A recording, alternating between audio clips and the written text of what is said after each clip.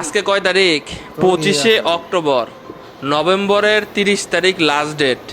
এই ডেটটা পার হওয়ার পরে আপনি যদি চিন্তা করেন যে ভাই আমি পরে সিদ্ধান্ত নিব, আপনি নতুন একটা ভুল করতে যাচ্ছেন এবং এখান থেকে আপনার টাকা ছাড়া আপনাকে কেউ উদ্ধার করতে পারবে না।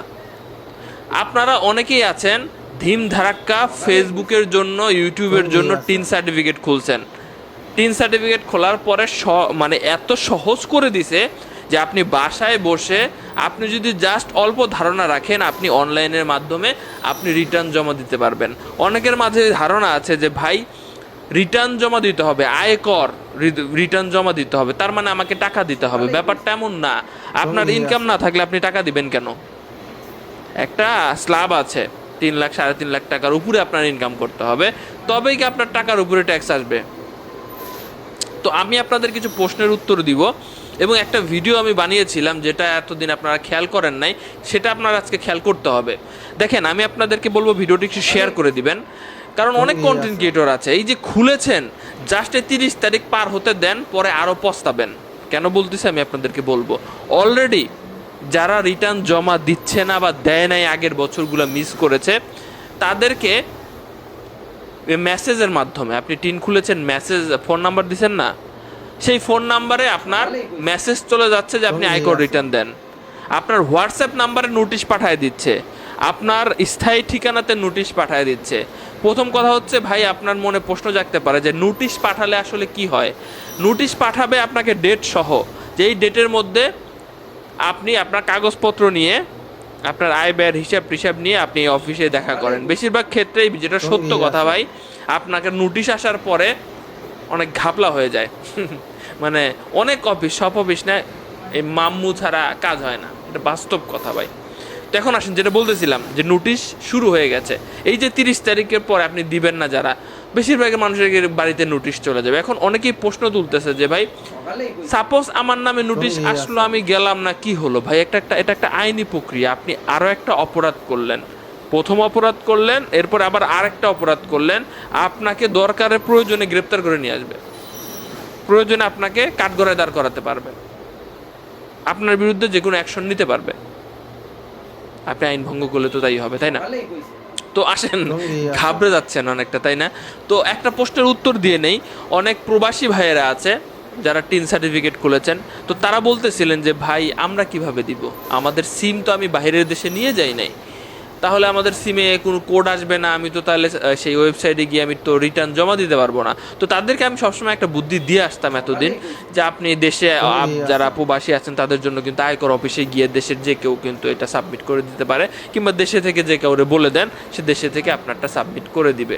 এখন দেশে থেকেও আপনার দেখা গেল সিম নাই, আপনার সিম নাই কেই, তো সেক্ষেত্রে ওনারা একটা নিয়ম চালু করেছে, আয়কর অফিসে না পাঠাইতে পারেন তাহলে আপনারা একটা ঠিকানাতে আপনার সকল এই যে ডকুমেন্টগুলো পাঠিয়ে দিবেন, এরপরে তারা আপনাকে ইমেল করবে, সেই ইমেলের লিঙ্ক থাকবে এবং সেই ইমেলটার মাধ্যমে কোড টোড পাবেন, সব কিছু সেইটার মাধ্যমে আপনি আসলে অনলাইনে জমা দিতে পারবেন। এই লেখাটা একটু পড়েন আপনারা, হ্যাঁ, যারা বিদেশে আছেন, এইটাও সিস্টেম কিন্তু। তাছাড়া আপনি কিন্তু যে কাউরে আয়কর অফিসে পাঠাইতে পারেন, আয়কর আইনজীবীর মাধ্যমে, যে ভাই আমারটা একটু রিটার্ন জমা দিয়ে আসেন। আপনাদেরটা অফলাইনেও নিবে, কিন্তু বাকিদেরটা সব অনলাইন।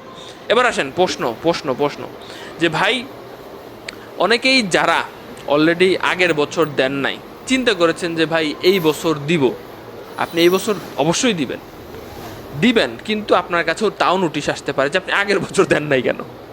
তো নোটিশ আসলে ঘাবড়ানোর কিছুই নাই, যাবেন সব কাগজপত্র নিয়ে, নিজের ভুল ত্রুটি আছে সেটা আপনি কিভাবে কি বের করে নিয়ে আসবেন এটা বুঝতেই পারতেছেন। তো যারা অলরেডি ভাই আছেন, মানে রিসেন্ট করেছেন, ঠিক আছে, সো তাদেরকে বলবো যে আপনারা রিটার্নটা জমা দিয়ে ফেলবেন। এখন অনেকেই প্রশ্ন আছে যে ভাই তবে এই যে যারা 30শে জুনের পরে টিন সার্টিফিকেট খুলেছেন তাদের এই বছর দেওয়ার দরকার নাই, সামনের বছর দিবেন, ঠিক আছে? সো এটার নিয়ম হচ্ছে আপনি টিন সার্টিফিকেটটা যদি 1 জুলাই 2024 থেকে 30শে জুন 2025-এর মধ্যে খুলে থাকেন, তাহলে এই বছরের আপনি রিটার্ন দিবেন। বিষয়টা বুঝতে পেরেছেন আশা করছি। এখন অনেকেই বুঝতে পারতেছেন না যে কিভাবে দিব। বেশিরভাগ মানুষ, আমার দর্শক যারা দেখতেছেন, তো তাদের ভাই বেকার, বাপ মার আন্ডারে খায় বা স্বামীর আন্ডারে খায়, স্বামীর টাকা দিয়ে চলে।